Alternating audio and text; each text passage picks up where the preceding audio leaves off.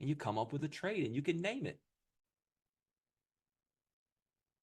Or other people might take the approach of, if I'm going to take a trade, I'm going to come up with a checklist.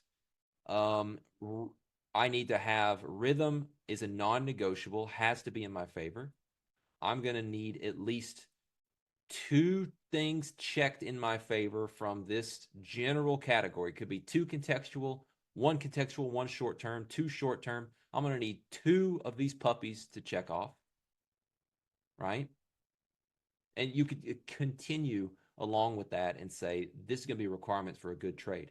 The fact of the matter is that stringing together a handful of variables on this list, keeping into consideration the hierarchy and priorities that I've laid out for you here, if you do a good job of being reasonable and putting together a handful of those things, you can't miss in terms of the way you design, the way you want to approach this, particularly scalping, whether it be by playbooking or whether it be by minimum checklist values to give you a green light for a trade.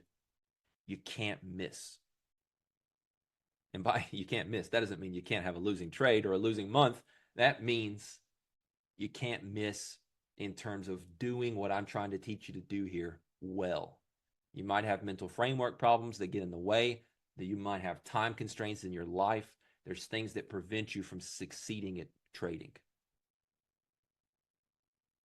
But this is really, really good stuff.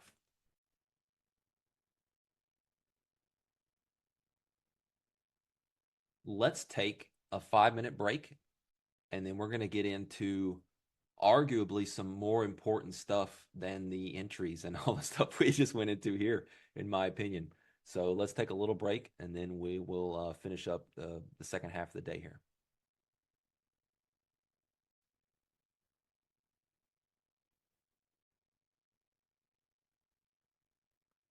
Trade management and risk. Another decent trader here. The elements of good trading are 1, cutting losses, 2, cutting losses, and 3, cutting losses. If you can follow these 3 rules, you may have a chance. Know when to enter, and more importantly, know when to exit. I think that, just conceptual, theoretical here, I think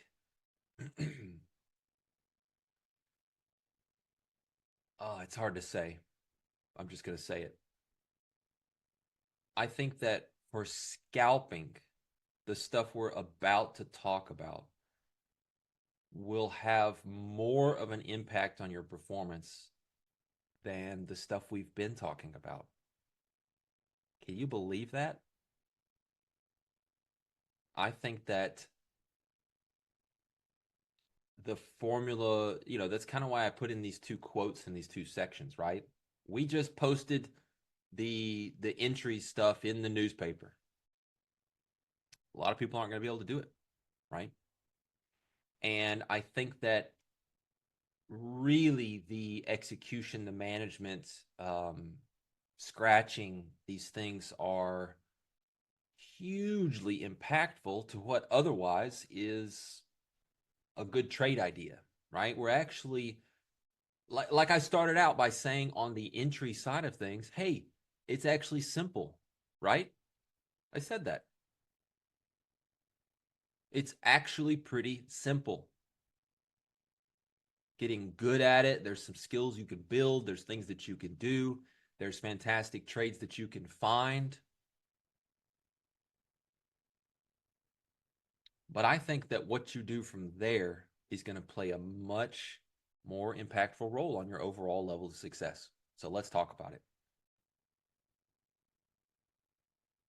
Trade management and risk, perhaps the single most important chapter in this course. General risk plan. Talk about sizing, setting and moving stops. We'll talk about scratching. We'll talk about re-entries. Those things go hand in hand. And we'll talk about, again, what becomes, I think, back to easy mode is taking profits. This whole course, everything that we've talked about, from price and platform and order flow and timing and all these things, I think success or failure in a large degree comes comes down to scratching and reentries. That's why I think this is the most important chapter of the course.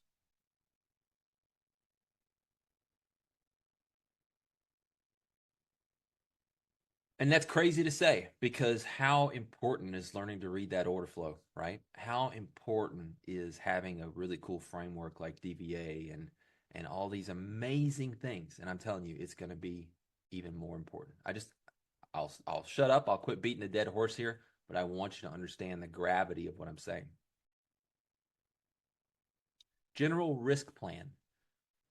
Um, hey, first, we could start out by saying that futures trading is extremely risky.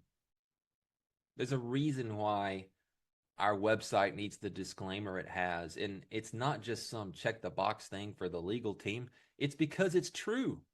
Futures trading is extremely risky.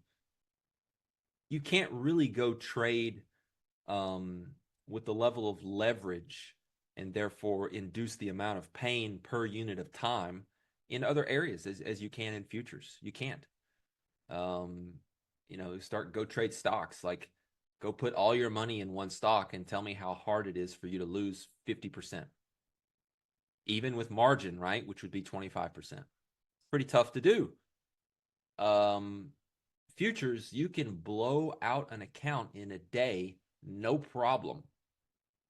Auto liquidated. So it's really risky. All right. Now, us who get past the initial allure of money and this whole sexy trading thing, we start to embrace risk. We start to see risk as the lifeblood of this whole thing, and we start to love that we have that leverage and can use it intelligently and professionally. So let's talk about developing a risk plan. R value is massive. All my desk traders have an R value. And that's how much do you want to risk per trade in dollars? It's a designed part of your system.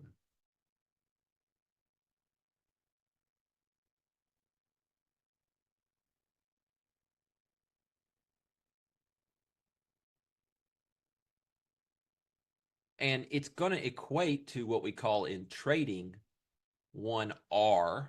Because think about it. If you get the trade to where if you're wrong, if you're going to stop out, that's obviously 1R for a trade. Therefore, if it goes in your favor by that same distance, that's 1R, right? And just trading units. If you size the trade right, if you get it to where you target a specific amount of risk in dollars that you want to take, then if you're up 1.5R, you're up roughly 1.5R value in terms of dollars as well. We're going to talk about variable position size readiness. That should be a part of a risk plan. We're going to talk, well, we are talking now about having a daily loss limit. You have to have it, right? So we determine kind of, you could approach these at the same time. And how to do that is to say, depending on where you're coming from, I'm going to approach this right now from a pure beginner. And a pure beginner, or someone who hasn't found any level of success in trading, that's still what I'm calling a pure beginner, should risk as small as possible. If you're going to trade live, you need to risk as small as possible. So we trade micros, we trade a small number of contracts as possible. So that could be one or maybe two or three. You kind of have to make a choice there as terms of a kind of a starting size. And what you need to do is you need to take that minimum size that you're okay with. Let's call it a 2 lot.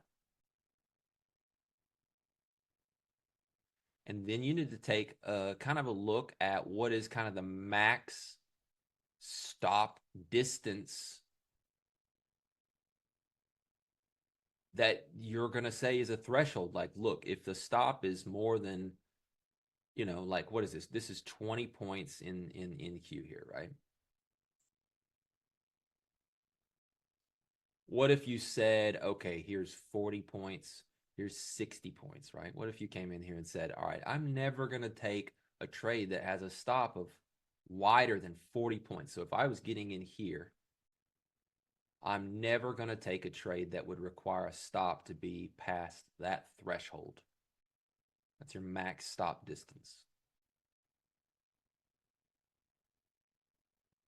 Once you know those two things, you can kind of come in and say, all right, here is the minimum R value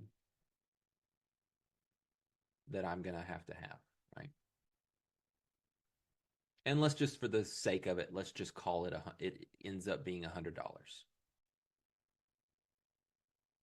Two lots times the maximum stop distance in ticks times the tick value of the product equals your minimum R value. All right. It's just R value, not minimum. So that's what we can target per trade. Now, if that means that if I have just for the sake of argument, if I have this stop that is 40 ticks, I know, hey, that's when I trade a two lot. You can already see what I'm going to get at here. I know that if I have a stop now that's 20 ticks on this next trade, I'm going to trade in order to target this R value of $100 risk per trade. I'm going to trade 4 contracts. We're going to talk more about variable position size readiness. But anyways, back to R value and DLL. We know what our R value needs to be to do what we need to do. What does our daily loss limit need to be so we can do what we need to do? How many trades per day do you want to give yourself? Let's say we're going to give ourselves 5 attempts per day. That'll give us a chance to be successful, a chance to spend those bullets, as I like to call them, where they're worth being spent. And hey, look, if we go 0 for 5, or we're down net 5R, we're done for the day. This is a part of any basic risk plan. There's nobody who trades from me who doesn't trade with a DLL. There's no one who trades at any firm I've ever been at who doesn't trade with a DLL. So in this case, we know what our daily loss limit is, don't we? 5 times 100 R value. There you go. We just showed you how to work into your R value and your DLL. R value, got it. DLL, got it. We're going to prep on this next of how to, really do some of this type of work of sizing. And then we need a give back rule. Let's say your equity curve for the day starts at 0, obviously. And you have a DLL on that equity curve, right? If you get down there, that's the point of no return. What a give back rule is there's a threshold, and you're not going to know how to set this as you're starting out, but you will learn how to do this as you get sample. And so I say, like, if you're really, really rookie beginner, don't worry about a give back rule, but start to pay attention to it as you then reassess maybe on a quarterly basis or monthly basis your risk plan and what you're doing. You could start to say, you know what? I have these days where I get up a bunch and then I give it all back and some. Merritt said I needed this give back rule. What's that all about? And maybe come watch this. You need to figure out what is a decent day for you. What is a decent day for you, right? And so if this is minus 5R, well, maybe it's plus 5R, right? It's going to depend on you and your skills and all these kind of things. But for the sake of this argument, let's say we set a threshold trigger to enact the give back rule, and then we set how much give back we allow. So if you were trading in your P&L for the day, and this is only on a closed trade to trade basis, you do not do a give back rule with an open P&L. let's say you got up this much and then you came back or whatever. Doesn't matter. You go DLL. Doesn't matter. It's fine. Nothing should have been triggered. But if you ever cross this threshold, you're flat on the day and you are at or beyond the threshold. So we've made 5.2 R here. You set a give back allowed, which is the second component. Let's call it 2R. So what happens is 5R minus 2R is plus 3R. That is your new daily loss limit in this scenario, right? You're no longer going to lose 5R for the session, which in this case would be 10R from where you're currently at, 10.2. You're now going to say my new daily loss limits. It's a give back rule. I'm going to keep trading if it's appropriate. If there's no good trades, you shouldn't be trading. But if there's good trades and you're up more than 5R, you're now only going to risk 2 of those 5. And you're either going to make a bunch more, or at some point you are going to be up 3R and you're going to stop for the day. That's a give back rule. I can tell you personally that when I've had some of my best days ever in the past, before I had give back rules and things like that, they have turned into my worst days ever. And it's because of that attachment to what you had. Best day ever, so excited, elated, fantastic. You start to lose a little bit and you start to trade in a way to make it back. If I can just, at this point, if I could just trade and find a next trade to get me back to here, then I'll stop. And at this point, you're down to losing on the day after you were up a bunch. You know, if I can just, you know, blah, blah, blah. And then now you're trading like crap. And you know, most of us have probably been there. Give back rules protect you from that emotional time, from having a really good day turning to a bad day. You can have other rules in your risk plan.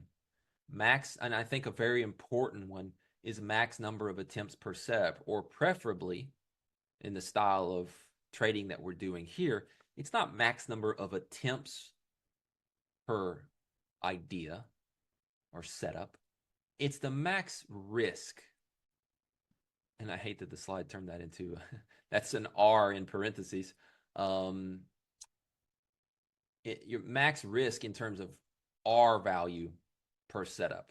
So I don't care if you take 10 tries at the same trade, if you don't lose more than, say, 2R, if you were going to give yourself that leash, if you don't lose more than 2R, you can keep trying. It doesn't, you know, that's fine. Really, when it comes down to it, the max number of attempts only matter to control losses. So rather than making it attempts base in the style that we're trading scalping, or that I'm teaching here, it's going to make a big difference. You're going to have more flexibility. We're scratching. We're not really losing like 1R, 1R, 1R like a lot of NADRO traders are. You can also have triggers for mandatory breaks or stopping for the session. Certain things that happen. I certainly know that I used to need to have those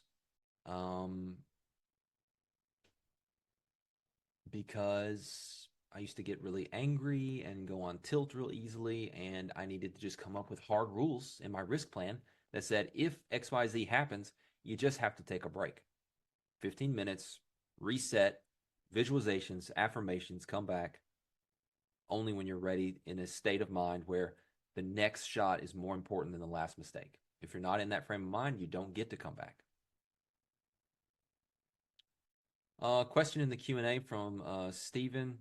Is there a methodology to coming up with your max stop distance? No, it's just something you're going to settle in on once you develop a style and you start to see how quick your timing is and where your stops need to be, the way we're going to teach them here. So we'll get to that. You're just going to get a sense of that, what that is for current volatility conditions. It might change if volatility really, really changes. But for what's normal right now in conditions, you're going to get a sense of kind of where stops tend to be, or at least the far edge of that.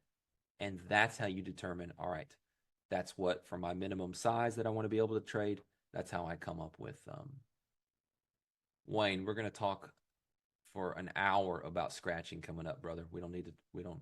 We're not ready. It was in the slides or the table of contents for this chapter.